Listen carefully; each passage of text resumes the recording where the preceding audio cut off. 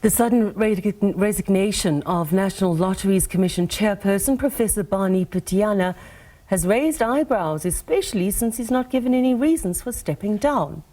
Pityana was appointed as chair 3 years ago, tasked with cleaning up the commission after his predecessor, Alfred Nevhutanda's years of looting.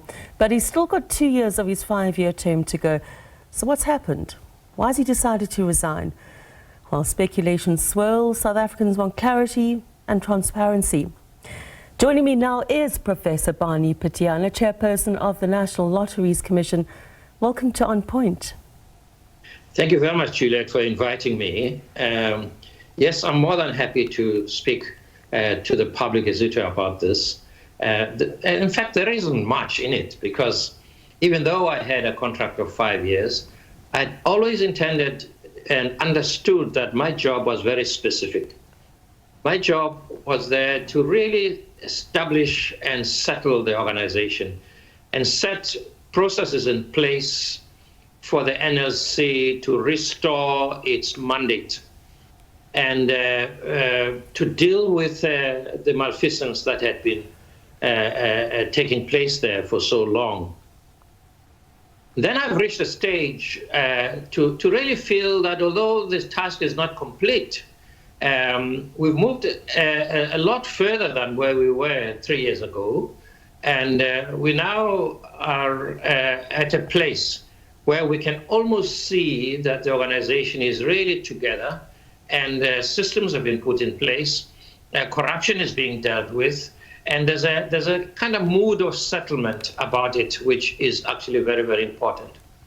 The second thing is that even I have reached a stage where I have to really begin to pay attention to some other work that I need to do, and which I had actually abandoned when I started and took on the National Lotteries Commission position. And that really basically is my research, is my writing, is my publishing. And I really intend to devote the rest of the years that are left ahead of me to really begin to focus on my own research and publishing and academic work. Can you clarify, please, did you resign, or as per a media statement today from the Department of Trade and Industry, are you retiring? It's a question of semantics, isn't it? I mean, I retired when I turned 65 15 years ago, and I took on a contract of 5 years for the position that I'm in. So I've done other things since that time. I actually retired from retirement, as President Mandela famously said. So yes, I am retiring from retirement. And it really is a question of semantics. The point of the matter is that, yes, I did have a 5-year contract. Yes, I am unable to complete that 5-year contract, and I've asked the minister to accept my termination of services earlier than had been envisaged. And I gave the reasons to the minister for that I think the organization is really at a place now where some progress can be seen. We can more or less see where it's all going. And on top of that, I have some matters that are close to my heart that I need to deal with. And that's not to say that I haven't had a very fulfilling and a wonderful time at the National Lotteries Commission. For a short period, okay, it was. But in that time, I think it's fair to say, members of the board and commissioner and staff, we've achieved a lot. Was there any political pressure regarding ongoing investigations where I know you've said that it's your decision and you've decided that you want to pursue other things. Were you forced to resign or retire?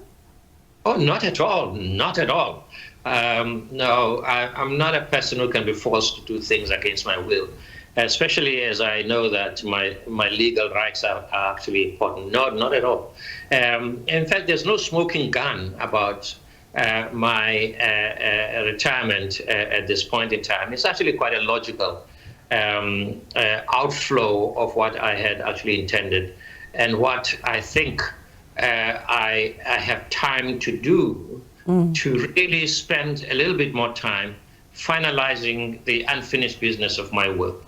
The National Lotteries Commission is now at a place where a new chairperson can be appointed, and there is a group of just amazing younger professionals who are in the board who can actually take the organization a step further than where I intend to leave it.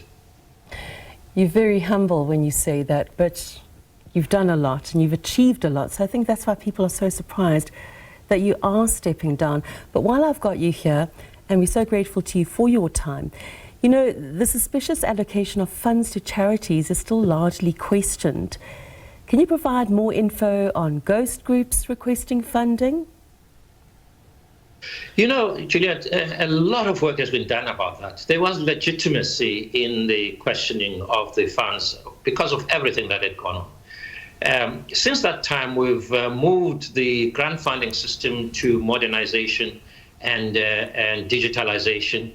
We have set in place now corrective measures to make sure that the people who receive funds are the people who deserve the funds. We established an inspectorate so that nobody gets granted a fund who does not deserve it or had not applied for it, because that's what was happening before. So we set a whole number of systems in place, and we really are confident that never again we will reach a stage where the kind of corruption that has become legendary with the National Lotteries Commission. And in the process, if I may say so, funds are being reserved for the most deserving people in our country. That is something that my colleagues and I would like to reassure South Africa about. What about lifestyle audits for those who are in charge of dispersing those funds? Exactly. Lifestyle audits are in place. There was a bit of a resistance from staff, including the board members, by the way. Board members have had to go through lifestyle audits. Executives have had to go through lifestyle audits. There's a bit of resistance at the lower level, but all of that is done. And lifestyle is a very, very important matter when you deal with funds in the manner in which we do. And the temptations, of course, are very great. We must understand that. But when lifestyles of people are actually at a dissonance from what they actually earn, explanations are appropriate, and we need to get explanations. All of us, from chairperson to a CLO who deals with the frontline work of assisting people, we do that.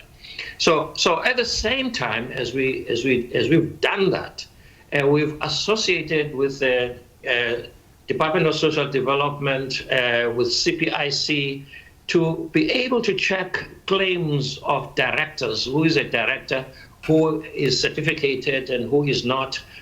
All of that is in place now, and the system has got somewhere to go, but we are confident that with the system in place, at the very least, the corruption will be stopped. It's frustrating many of the applicants, grant funding applicants, who are used to a particular way of dealing with things, but we now have to make sure that the wrongfulness that was being done is stopped. And we are quite confident it will never happen again. Right, well, that was my next question about how the executives did manage to loot so much money, and have you managed to fix the internal controls that made this possible? And you've obviously addressed that as well.